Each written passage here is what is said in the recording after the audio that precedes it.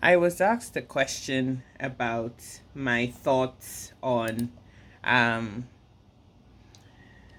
having marriages between people that live in the West, going back home, and having brides and or grooms from their home country, and the potential issues and conflicts that can arise from that kind of relationship. Marriage is marriage.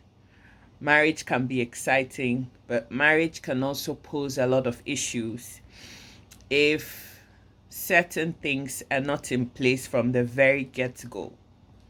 In our community, there is this hidden thought, and this video is probably going to be part of a long series because there's a lot of different things that I want to talk about, and I don't want to make this video too long. So I'll pick an issue, talk about it, and then move on to something else in another video. But today I specifically wanted to talk about the compatibility of the two people, and how best to keep the relationship going so that it can work out. I don't have any set formula, or I don't think that there's any set formula that says that if you live in the West and you go pick a bride or groom from your home country and bring him or her to the Western country that you're living in, the marriage will fail or the marriage will succeed. The success or failure of the marriage is not about the geographical locations of the two people concerned necessarily, but it's involved or has a lot to do with the mindsets of the two people that are coming together in this union. And I am just here trying to highlight the challenges that come with one party being in one place, the other party being in another, and coming together and trying to make a success of a relationship. You see, whether you like it or not, when you leave our homes in our African countries and we move to the West, the system, the culture, and everything makes you become a different kind of person. The way of life in the West is completely different to the way of life back home. For me personally, I find the pace of life back in my home country where my parents are from a very much slower pace. You get to literally do what you like. There's certain cultural differences. The mindsets are completely different about a whole host of things. And so coming to live in the West for a long time, for me, for example, specifically, I was born in the West, part bred in the West, part bred back in my home country. So I have a blend of cultures and mindsets and everything. And it can be very difficult to pick or choose to be with somebody whose mindset is different to yours and still set in the home country settings. No disrespect to anybody, because with everything there are pluses and minuses. But the overarching theme is that a lot of the times, those of us in the West have this preconceived idea that picking spouses from our home countries are better than the men or women, depending on what sex you are, in your own Western country where you are. The world has become a global village now, and everybody is moving around. Nobody is living in their country of origin. We're all over the place. And with that comes growth, changing certain ways that you probably were raised with or are used to other ways of living. Whether good or bad, you change. I, Sika, from leaving my country of origin into the Western country to live almost 20 years on, it's not the same girl. that left my parents on graduation day and said adios and goodbye. A lot about me has changed. The way I think, the way I see things, my views, completely different. And my views have been very different right from infancy. And so a lot of people have struggled to understand and to live and to deal with me because I am not the box standard lady from the country of origin. I love my culture. My parents have done the best that they can to raise me to be who they think they are molding me to be. But I have my own persona and my own beliefs. And yes, it's guided and shaped by them, but I'm not the same girl. Now, when you've left your country of origin to the West, you've changed. Your way of doing things have changed. Your mindset has changed. Like, a lot about you has changed. But a lot of us have this preconceived idea that the man or woman back home, depending on what sex you are and looking to get married, is somehow much better off than either finding somebody from a similar culture to yours in the Western country or actually going out and marrying somebody else from a different culture. Neither one of these situations is a perfect situation. I find in life that nothing is a perfect situation, and it has a lot to do with the two people involved in the relationship and how amenable you are to adapt to the changes and try to complement each other in the best of ways. But I find in our community, as long as or as soon as the person doesn't look like you, speak the same language as you, or come from the same country as you, you've already made up your mind that this marriage is going to be fraught with issues. And it doesn't have to be the case. It depends on the two people involved in the relationship. Now, the compatibility of the marriage or success of the relationship has a lot to do with both people understanding where the other person is coming from. Those of you in the West going to marry the other person in your home country needs to understand that this is somebody who is coming from a different mindset, a limiting mindset a lot of the time, and coming into your new place of and way of thinking.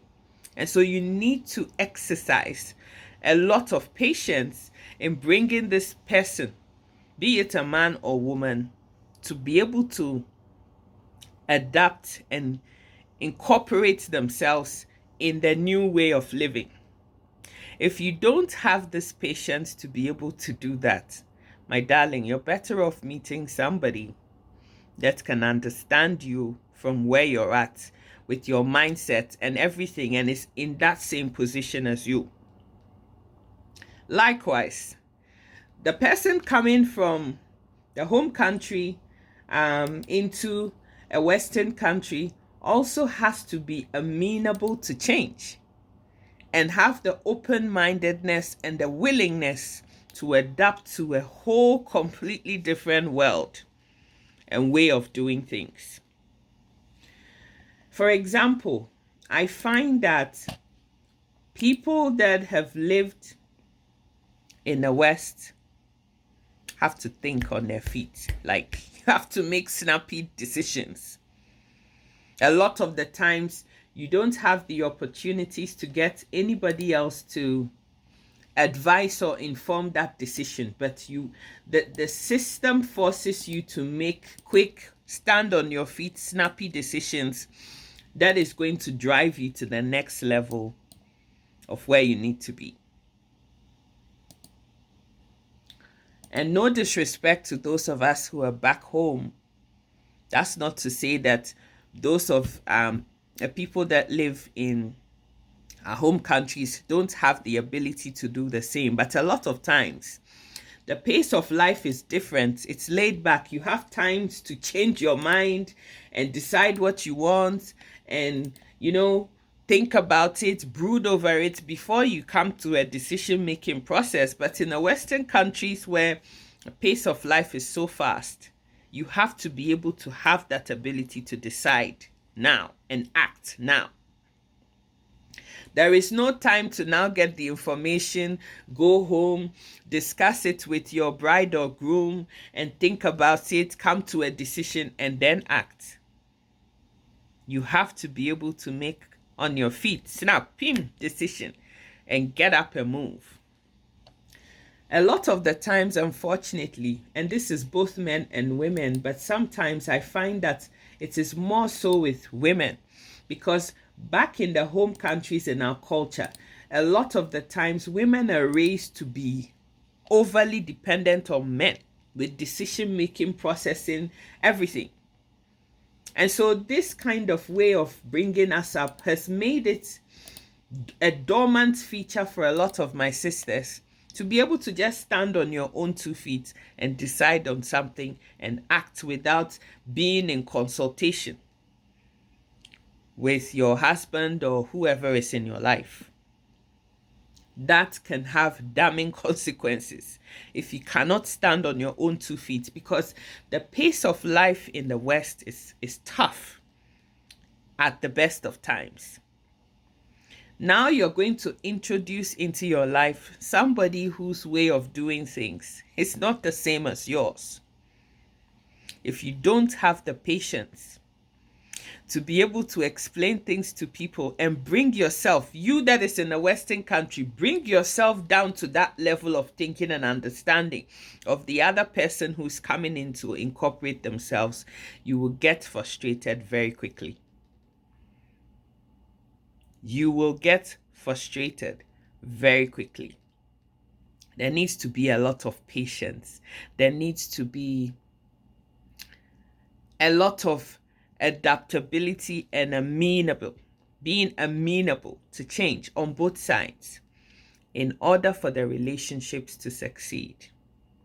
And so if you're going back to your home country thinking that this is a much safer bet, this is a much easier bet, oh, this woman that is back home has been raised right and she's chaste and she's going to be respectable and dignified, my darling, you have another thing coming.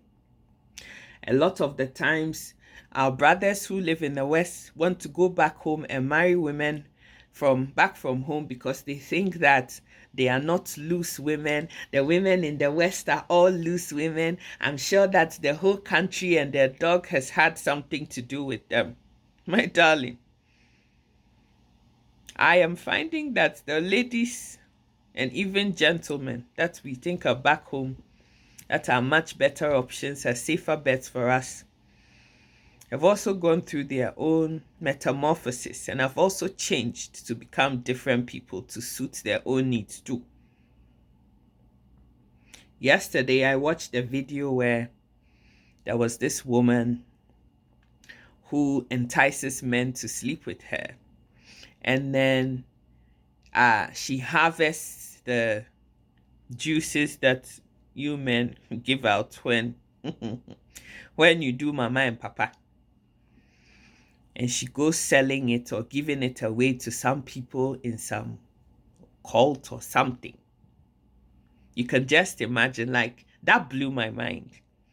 Because the home country that I knew growing up is not the same home country. The things that happen in that home country now, they blow my mind.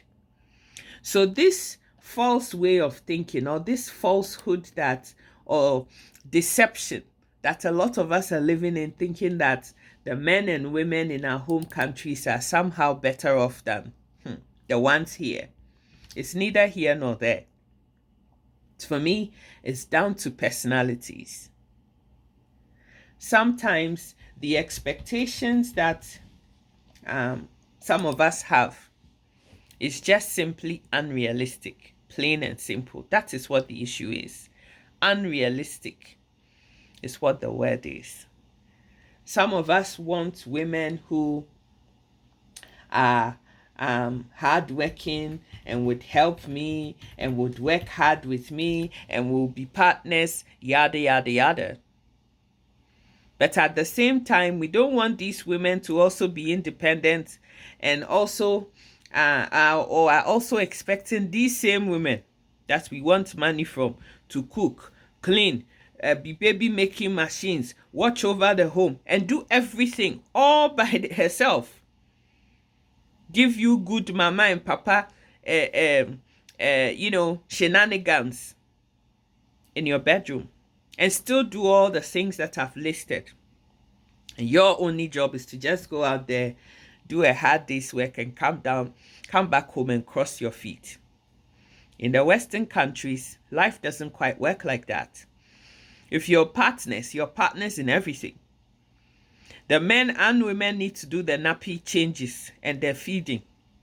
Waking up at night and looking after the children has to be a rotation. It can't be one person that's doing that if you want to be to have a wife who's bringing the money home. A lot of the times, decisions have to be made about who's going to sacrifice their career and who is going to carry on and working hard for the next 5-10 years until the children are able to be independent enough before the other person also does. A lot of the times it falls down to the women. The women sacrifice their professions and everything to stay at home, because by the time you've had 1 and 2 children, all the money that the wife is working hard for is going to childcare. So a lot of the times, women end up staying at home, being staying-at-home moms, and are the ones raising the home, because the only other way to do it is to then dish out all the monies that you're getting and giving all of that to childcare. So there's a lot of dynamics to the whole thing that need to be taken into account before you make some of these decisions. Don't be fooled into thinking that marrying somebody from your home country is any easier or better than meeting somebody that you can agree on. I've recorded this video about speaking the same language, and I think that there was a lot of misconception about the wording of the video. I didn't mean speaking the same language as in if you're Swahili, that the both of you speak Swahili. No, that's not what I meant. What I meant was understanding each other and knowing where each other is at and being able to complement each other from that place. Marriage is a very complicated, difficult thing, but it can also be a very enjoyable thing. If you meet the right person that understands you from where you're at and is prepared to